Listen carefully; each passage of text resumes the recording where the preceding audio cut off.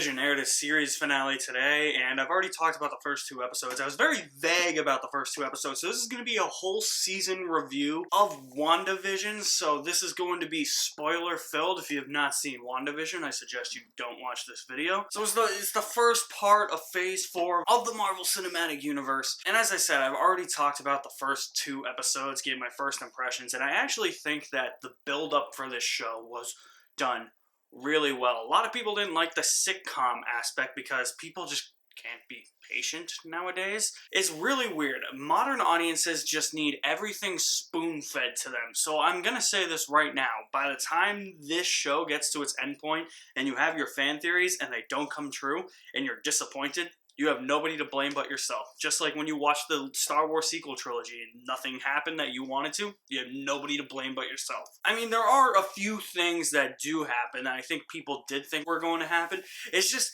the first three episodes just set up so much like, holy shit, like, what's happening? It's being stuck in like a 50s and 60s sitcom. Loved it. Because you had no idea what was happening. Was Wanda manipulating this reality? Was somebody else manipulating this reality? Like, what is going on with the brief glimpses of what we're seeing that's not sitcom related? Like, what is going on with those? And when it gets to episode 4, that stuff is finally answered. Now, there was a theory that they started doing that because people complained about the first 3 episodes. I have no idea. Each episode just gets better and better and better. Like, I don't have a favorite episode of the series because they're all just so goddamn good. You just have to get through the first 3 episodes. Just know that it's like the building blocks. It's the stepping stones setting up what this is eventually going to be. It was either episode 7 or episode 8, I think, where we learn about Wanda's origin. And I actually really love that episode. It's a slight retcon, but in the long run, it makes sense. The fact that she used to watch sitcoms a lot when she was a young girl, and now, like, this reality is manipulated to reflect those sitcoms was really interesting. And the fact that she's, like, a mutant and from birth, that was really interesting. And they also bring back Darcy. I was always wondering what happened to Darcy, like, after Thor the Dark World. As much as nobody cares about Thor the Dark World, I was like, you know, and Darcy wasn't needed. I just thought to myself, you know, what happened to Darcy? And I like the fact that she's actually part of the show, and she's a huge part of the show. And you have that sword guy, Hayward. Dude's a dick. I call him Discount Mel Gibson. Everything with Sword trying to get Wanda out of this reality. And honestly, the show painting Wanda as the villain was a very smart move until you learn who the actual villain is. And that is the next door neighbor, Agnes, who becomes Agatha Harkness. And I love the way that was revealed too. That Agatha All Along song.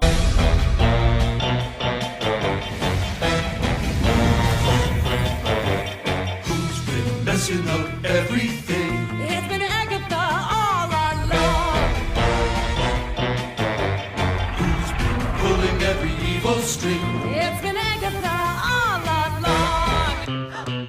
And I killed Sparky, too.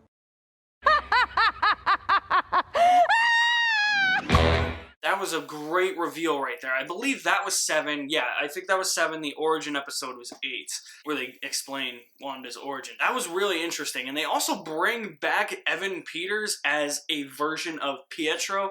The problem there is that they don't really do anything with him. It's just, he's just there to have a joke because his actual name in the show, the character that he's inhibiting, is actually like Randall Boner. So he's like, Boner. I was like, you did a boner joke. And it was really interesting to see, like, when the citizens of Westview, how Wanda manipulated them into her sitcom and into her little world of Westview, and then they would snap out of that reality and realize, like, wait, where the hell am I? Like, what am I doing?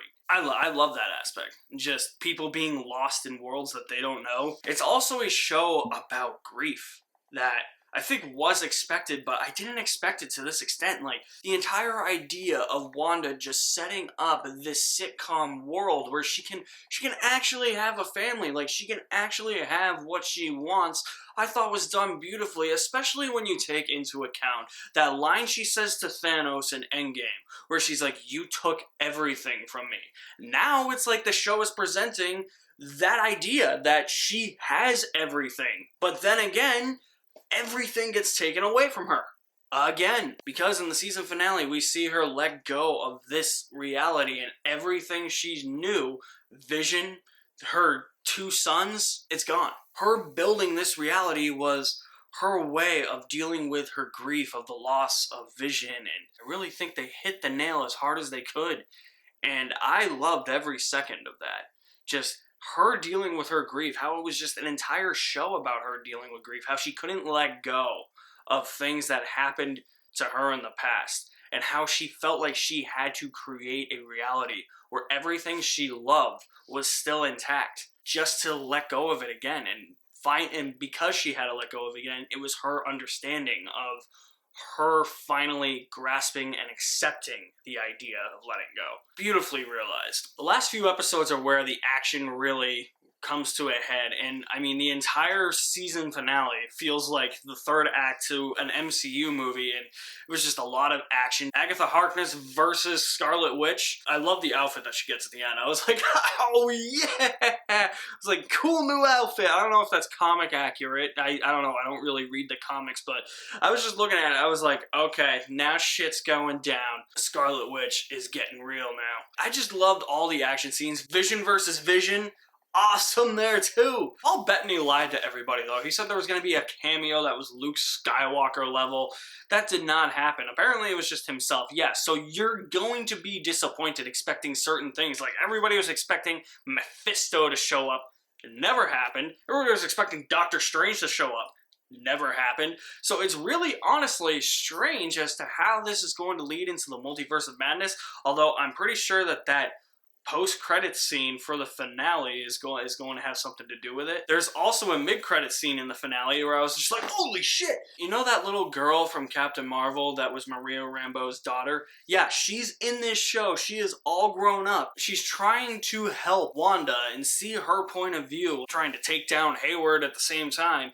And so when everything is back to normal, she's pulled into a theater and is like, hey, a friend of your mother sent me. And I was like, well, who? And then all of a sudden, this person reveals herself to be a Skrull. I was like, oh, yeah, the Skrulls are back, and Captain Marvel sent the Skrull to get Monica Rambeau. That is a definite lead into Captain Marvel, too. Some of the horror elements were a welcome change of pace for a show like this. It's just manipulating reality, kind of like just being like, almost like Invasion of the Body Snatchers, sort of, where it's like, what the hell is going on? Like, kind of that type of horror, and then you see, oh, they're going for that type of horror, and I feel like it could lead into the multiverse. But I guess one problem that everybody has with the show is that the episodes feel too short, and they're always ending just right as they get good. Guys, it's called a cliffhanger.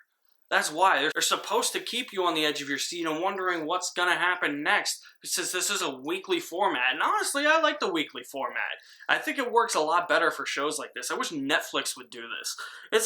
It's so much easier than just sitting down and binge watching an entire show. I'm glad The Mandalorian did it, and I'm glad WandaVision is doing it. I'm glad The Falcon and Winter Soldier's probably going to do it as well. And I think that that's what honestly left me wanting more, was just like they kept ending at so many good parts where I was just like, okay, I really want to see more. They did a very good job of just making you want more. Cannot commend them enough. They really crafted this series in a smart way.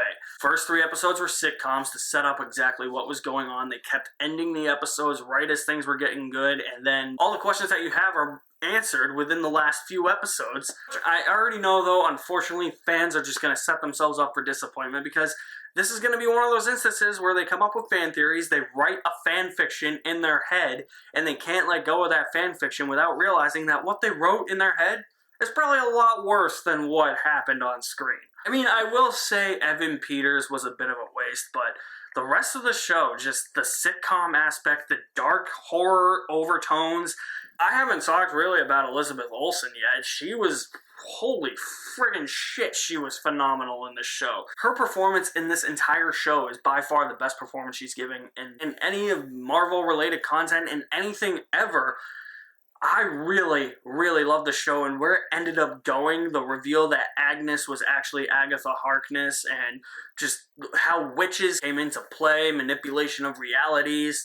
the horror elements, and it was just a smart move by Marvel to actually do something different, yet deliver to us all of the Marvel action and superhero extravaganza craziness that we all expect. It's all here and it's all done very well. I really, really loved WandaVision. It was one of those shows I was very skeptical about at first, so I was like, I don't really know about that, but it ended up working for me. So guys, what did you think of WandaVision? Drop me some feedback in the comment section below. I will leave my link to my website in the description below as well. There you can find all my links to my social media accounts. You guys are the best. Thank you for watching. My name is Alex Madden, and I'll see you at the movies somewhere.